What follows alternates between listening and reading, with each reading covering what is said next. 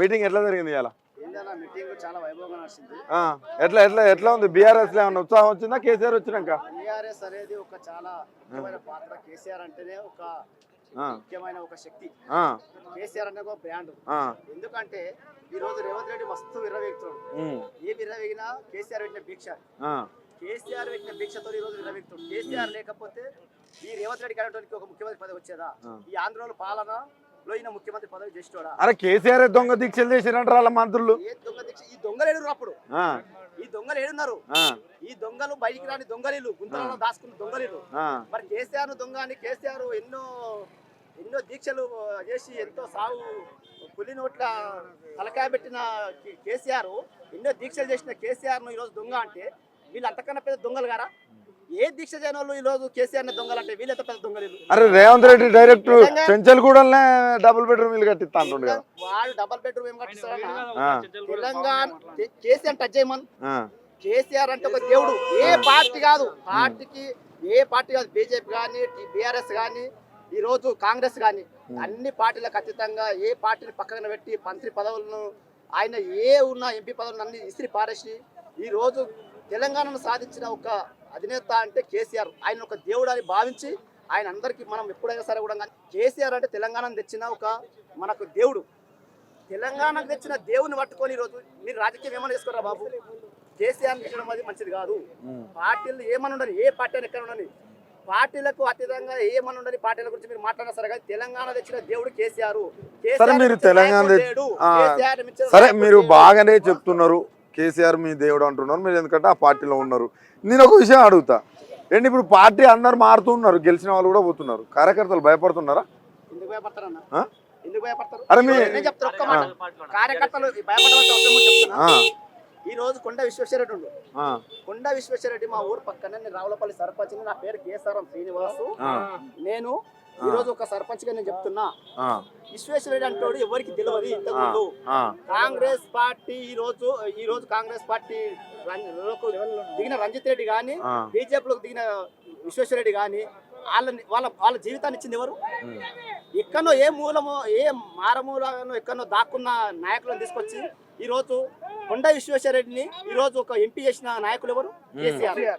కేసీఆర్ చేసిండు. మరి ఎక్కడో ఉన్న రంజిత్ రెడ్డిని, ఎక్కడో కొల వ్యాపారం చేసుకున్న రంజిత్ రెడ్డిని తీసుకొచ్చి ఒక ఎంపీ చేసింది ఎవరు? అంటే నువ్వు ఇప్పుడు రంజిత్ రెడ్డి మీ బావు కోసం అంట కదా? బావు కోసం కాదు, ఇద్దరిని ఎంపీలను చేసిన నాయకులు ఎవరు? వాళ్ళు ఎవరికైనా తెలుసా? ఇంతకు ముందు ఏ పార్టీలో పనిచేసిరా?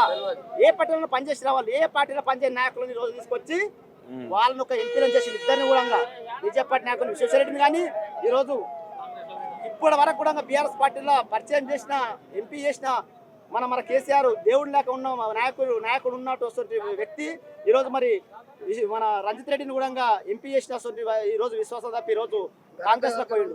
ఆయనను కూడా ఎంపీ చేసిండు. ఈ రోజు పోతే ఆయన ఏమైతుంది? ఈ రోజు మళ్ళా ఇద్దరికి కూడా అధికార పార్టీలో ఉన్న అధికార పార్టీలో వాళ్ళు కేంద్రంలో ఉన్నారు, బీజేపీ రాష్ట్రంలో కాంగ్రెస్ ఉంది. మీకు ఎలాంటి అండా లేదు, దండా లేదు, మీరు ప్రతిపక్షంలో ఉన్నారు. ఏ విధంగా ఎదుర్కోబోతున్నారు? ప్రజలు లేని ఏ పార్టీ ఉందా? ప్రజలు లేని ఏ పార్టీ ఉంది? ఎవరు కానీ అదే ప్రజలు కదా తిరస్కరించింది, మీ ఎమ్మటి లేకుండా పోయింది. కేసీఆర్ ఏం లేక కొట్లాడిండు? బతకలేక కొట్లాడినా? తెలంగాణకి ఎందుకు కొట్లాడిండు? ఈ రోజు మస్తు మాట్లాడుతున్నారు, మహాన్ బావులు చాలా పుట్టుకొని వస్తారు. నేను తిట్టదాల్చుకోలే కానీ అంటే చాలా ఉంటాయి కానీ ఎందుకు కొట్లాడి కేసీఆర్? తెలంగాణ గురించి పోరాడింది ఎందుకు? ఈ రోజు తెలంగాణ మన ప్రజలకు ఒక పండుగ అంటే తెలంగాణ ఒక సాంప్రదాయ ప్రకారంగా పండుగ ఏ పండుగ చేసుకోవాలనేది కూడా తెలియదు. ఈ రోజు ఒక చిన్న పండుగలు ఏంటంటే విత్తరామాస అంటే తెలియదు ఎవరికి, ఆ కేసీఆర్కి మాత్రమే తెలుసు. ఆంధ్ర పరిపాలన చేసినప్పుడు మనకు బతుకమ్మ అంటే తెలియదు. సంక్రాంతి ఒక్కటే ఆంధ్రలో ఏ పండుగలు అయితే పెద్దగా చేస్తారో వాళ్ళ పండుగలే మాత్రమే తెలుసు. ఈ రోజు రేవంత్ రెడ్డి మాట్లాడుతున్నాడు, మస్తు మాట్లాడుతున్నాడు. తెలంగాణ అంటే మన కేసీఆర్ అంటే భిక్ష కదా? కేసీఆర్ ముఖ్యమంత్రి కాకపోతే ఆంధ్రోళ్ళు తెలంగాణ తెలంగాణ రాకపోతే ఈ రేవంత్ రెడ్డి ముఖ్యమంత్రి అయ్యేటోడా? మీ నాయకునికి డ్రైవర్ కూడా ఉండదట, కూడా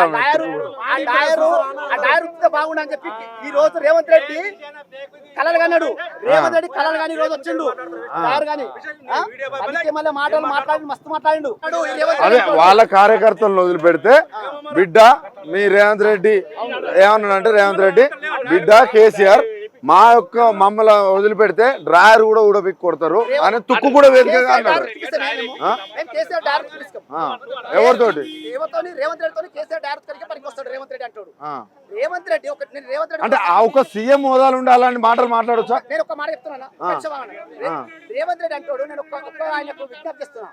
రేవంత్ రెడ్డి అంటాడు, ఒక ముఖ్యమంత్రి పదవిలో ఉన్నాడు, నీకు ప్రజలు ఇచ్చిన తీర్పు, ఆ తీర్పును గౌరవంగా కాపాడుకోవాల్సింది పోయి నువ్వు ఈరోజు కేసీఆర్ తెలంగాణ తెచ్చిన కేసీఆర్ ను ఈరోజు వ్యతిరేకించిన దమ్ము నీకు లేదు. ఎందుకు లేదంటున్నా, మాకు తెలంగాణ మొత్తానికి ప్రజానికానికి ఒక దేవుడు కేసీఆర్ అంటాడు, ఒక దేవుడు. నువ్వు కేసీఆర్ వ్యతిరేకిస్తే కేసీఆర్ టచ్ అయి బిడ్డ చెప్తున్నాము, నువ్వు బొగ్గు అయిపోతావు.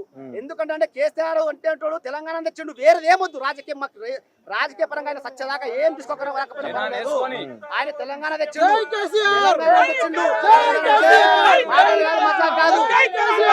తెలంగాణ తెచ్చిన కేసీఆర్ విమర్శిస్తే ఆగడు. నువ్వు రాజకీయం నీకు శాతనైతే రాజకీయ పరంగా నువ్వు పోరాడు, కొట్లాడు, నీ శాతం అయితే సాధించు. ఈ రోజు నీకు అనుకోకుండా ఏదో పదవి వచ్చింది, నువ్వు ముఖ్యమంత్రి అయినావు. ఆ ముఖ్యమంత్రి పదవిని నువ్వు మంచితనంతో ప్రజల మనసును దోచుకోవాలి.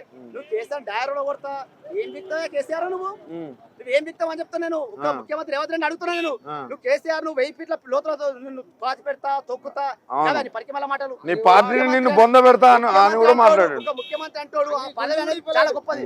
రేవంత్ రెడ్డికి తెలియకపోవచ్చు, నేను చెప్తున్నా, రేవంత్ రెడ్డి పదవి విలువ తెలియకపోవచ్చు, ఆ పదవి విలువ కాపాడుకోవాలని చెప్తున్నా నేను. ఆ పదవి విలువ కాపాడుకోవాలి. ఇలాంటి మాటలు ఇక్కడ కాదు, ఒక విషయం, ఇలాంటి మాటలు ఇక్కడ కాదు, ఆయన ఇంటర్నేషనల్ మొత్తం దావోస్ వేదిక కూడా మాట్లాడాడు. చాలా గౌరవమైన పదవి, నేను ముఖ్యమంత్రి పదవిని గౌరవిస్తున్నా. ముఖ్యమంత్రి పదవి అనేది చాలా గౌరవమైన పదవి. నేను ఏమంటున్నా, నువ్వు మంచిగా పాలన చేయన్నా, ప్రజల మనసు దోసుకో, మంచి పాలన చేయి, మంచి పరిపాలన చేయి. నువ్వు మంచి అందరికి నువ్వు ఇచ్చిన 6 గ్యారెంటీలు నువ్వు సక్సెస్ చేయి. నువ్వు ఏం చేస్తున్నావు, ఏం సక్సెస్ చేస్తున్నావు? ఈ రోజు 6 గ్యారెంటీ ఇంప్లిమెంట్ అయింది అంట కదా. అవి పరిక్రమ లామిలు అన్న, నేను చెప్తున్నా వస్తున్నాయి, ఇక తీసుకోండి. నీవు డిసెంబర్ 9 వస్తుంది, అది వస్తుంది, ఇది వస్తుంది, పరిక్రమల గ్యాస్ వస్తుంది అన్నారు, దళిత బంధు అంటారు, అది అంటారు, ఇది అంటారు, ఫస్ట్ పరిక్రమల మాటలు మాట్లాడతారు. ఏది ఇక్కడ పోయినాయి? 4000 ఈ రోజు పింఛన్ ఇస్తామన్నారు, భార్యకి ఇస్తామన్నారు, భర్తకి ఇస్తామన్నారు. నువ్వు పనికి శాతగాని హామీలు ఎందుకు చేయాలి? మనస్ఫూర్తిగా చెప్పాలి. మీరు ఏ పార్టీలో అయినా ఉండొచ్చు, కానీ ఒక విషయం నేనేం అడుగుతా అంటే, మహిళలకి ప్రతి ఒక్కరికి 6000 మిగులుతానని ఆయన వేదిక మీదనే చెప్పిండు. కొంతమంది నాయకులు, కాంగ్రెస్ నాయకులు కూడా చెప్పారు. నిజంగా 6000 రూపాయలు మిగులుతున్నాయా? మీ ఇంట్లో అక్కో చెల్లో వైఫో ఎవరో ఒకరు పోతారు కదా, వాళ్ళందరికి 6000 మిగులుతున్నాయా? బస్సులో తిరుగుతానంట, ఫ్రీ బస్సు విషయంలో 6000 మిగులుతున్నాయి ప్రతి మహిళకి. ఫ్రీ బస్ అనేది చాలా దుర్మార్గమైన పాలన. నేను చెప్తున్నా, ఎందుకంటే అన్న ఒకటి బాగినండి, మన వ్యవస్థను దెబ్బతీయొద్దు. ఎవరి కిరాయి పెట్టుకొని వాళ్ళు వ్యవస్థ చేసుకుంటారు, ఎవరు జాబులు చేసుకుంటారు. ఈ ఫ్రీ బస్ అన్న దానివల్ల ఎంతమంది లేడీస్ కొట్టుకుంటారు, ఎంతమంది దుర్మార్గం అవుతుంది, ఎంత పరికిమల పాలన అవుతుంది, మీరు అంతా చూస్తున్నారు. ఇప్పుడు వాళ్ళు ఏదో డప్పు కొట్టుకుంటారు, వాళ్ళు డప్పు కొట్టుకున్న మాత్రం అది కరెక్ట్ కాదు. మీరు నిజాయితీ పాలన మీరు ప్రస్తున్నారు, మీడియా ఉంది, అన్ని గమనించండి, బాగా గమనించండి. ఆ పాలన ఎవరికి పనికి వస్తుంది, మీకు ఎవరికి పనికి వస్తుంది? కర్ణాటకలో మీరు చేయొచ్చు, ఆ కర్ణాటకలో ఫెయిల్ అయింది, ఇక్కడ కూడా పనికి వస్తలేదా పాలన? ఈ బస్సు పాలన అనేది ఒకటి చేసారు, ప్రతి మీద ఏం చేసిరన్నా? గ్యాస్ ఇచ్చిరా? అంట కదా, ఆల్రెడీ చెప్పారు. నిజంగా చెప్పాలి, మీరు బీఆర్ఎస్ లో ఉన్నారని ప్రతి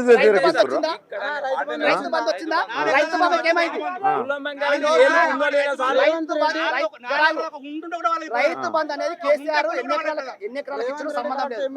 ఈ రోజు మరి 2 ఎకరాలకు ఇయ్యలేని నాయకుడా? నీకు దమ్ము లేదా? నీకు శాతం అయితే లేదా? మరి కళ్యాణ లక్ష్యం అంటున్నావు, కళ్యాణ లక్ష్యం తులం బంగారం ఇస్తున్నావు, ఆ తులం బంగారం ఏమైంది?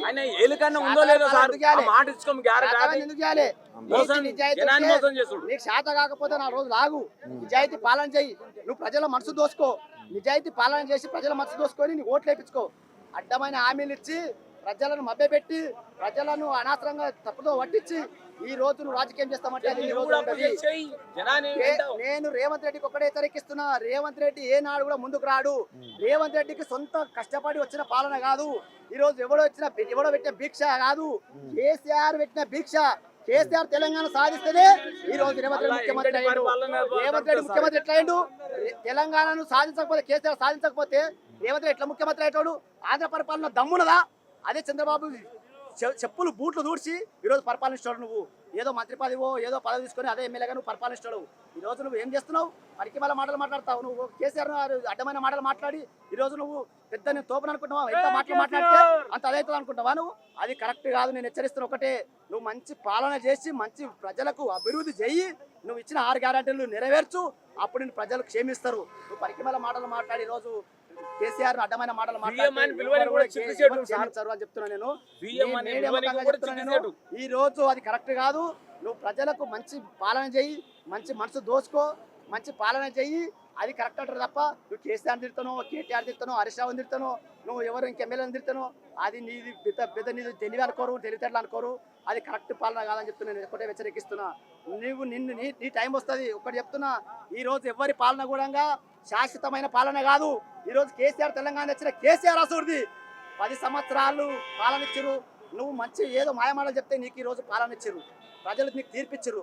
ఆ తీర్పును నువ్వు వినియోగించుకొని మంచి అభివృద్ధి బాటలు నడిచేది పోయి నువ్వు కేసీఆర్ తిడదామా కేటీఆర్ తిడదామా నువ్వు ఎవరిని తిట్టుడు కాదు.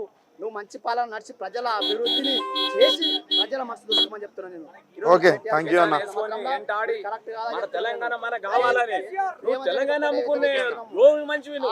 ఆ తిట్టాలు బంద్ చేసుకొని మంచి అభివృద్ధి పాలన చెయ్యి. నీకు శాతనైతే 6 గ్యారెంటీలు నెరవేర్చమని చెప్తున్నా. ఒకటి, నీకు శాత కాకపోతే రాజీనామా చెయ్యి. నీకు శాత కాకపోతే శాతనైనా చేస్తారు. ఇప్పటి వరకు చేయలేడా? ఏంటి కరెంట్ ఏంటి? ఇంత మంచి నీళ్లను ఎంతో మంచి ఈ రోజు కాళేశ్వరం నీళ్ళను ఎన్నో రోజుల నుంచి నీళ్ళు ఇచ్చిన కేసీఆర్ ఈరోజు దొంగనా? నీకు నీళ్ళు ఇంటింటికి నల్లనిస్తే కేసీఆర్ దొంగనా? 24 గంటల కరెంట్ ఇస్తే కేసీఆర్ దొంగనా? మీకు శాతగాని వాళ్ళు, శాతగాని పాలన లేని వాళ్ళు, శాత కాకపోతే ముద్రపోసి కూర్చోరు. కానీ పనికి మళ్ళీ పాలనలో వ్యతిరేకిస్తే ఎవరు కూడా వ్యతిరేకిస్తున్నాను. రేవంత్ రెడ్డికి ఒకటే చెప్తున్నా నేను. రేవంత్ రెడ్డి గారు, మీరు ఒక ముఖ్యమంత్రి వారు ఉన్నారు, మీరు మంచి పాలన చేయండి, మంచి అభివృద్ధి చేయండి. కేసీఆర్ను ఒక మీకు ప్రజావికంగా నీ ప్రజలలో నేను మొక్కకపోతే లోపల మీ ఇంట్లో పెట్టుకొని మీ దేవుని రూముల కేసీఆర్ ఫోటో పెట్టుకొని ఆయన పాదాభిషేకం చేసుకొని మీరు బయటకు వచ్చి మీరు అందరికీ ప్రజలకు కేసీఆర్ ఇచ్చిన దీక్ష అనుకొని మీరు ప్రజలకు సేవ చేయండి తప్ప ఈరోజు కేసీఆర్ తిడతా అనుకుంటే మాత్రం నువ్వు ఎన్నడూ బాగుపడవని చెప్తున్నా. ఎందుకంటే నిజంగా చెప్తున్నా, కేసీఆర్ అంటాడు దేవుడు దేవుడు దేవుడు అని చెప్తున్నా. ఏమున్నా కానీ కూడా కేసీఆర్ను మొక్కుకొని బయటకు వస్తే నేను ప్రజలు క్షేమిస్తారని చెప్పి నేను ఈరోజు అందరికీ కూడా ఈ అవకాశం ఇచ్చినందుకు నేను ప్రజలకు అందరికీ కూడా నా ఉదయపూర్వక నమస్కారం తెలియజేస్తూ పాదాభివందనాలు తెలియజేస్తున్నా. ఏమున్నా సమాజం కూడా ధర్మపాలన నడవాలి, ధర్మ సేవ చేయాలి. అనవసరమైన పరికమాల సేవలు చేస్తే ఎవరు కూడా ఏ నాయకుడు గారు కూడా మీరు ఎన్ని రోజులు కూడా ముంగలవాడారు. నిజాయితీ పరిపాలన చేయండి, ప్రజలు నిజాయితీ బాట నడిపించాలని చెప్పి నేను చెప్తున్నాను. ఈరోజు దొంగ మాటలు చెప్పి దొంగ పరిపాలన చేసి ఎవరిని కూడా పరికి మళ్ళీ సేవలు నడిపిస్తే ప్రజలు ఈ రోజు కాకపోయినా రేపైనా గుర్తిస్తారు, నిన్ను తరిమి కొట్టే రోజులు కూడా వస్తాయని చెప్పి మీ అందరికీ ఉదయపూర్వక నమస్కారం తెలియజేస్తూ మీకు అందరికీ కూడా నా ధన్యవాదాలు తెలియజేస్తున్నాను.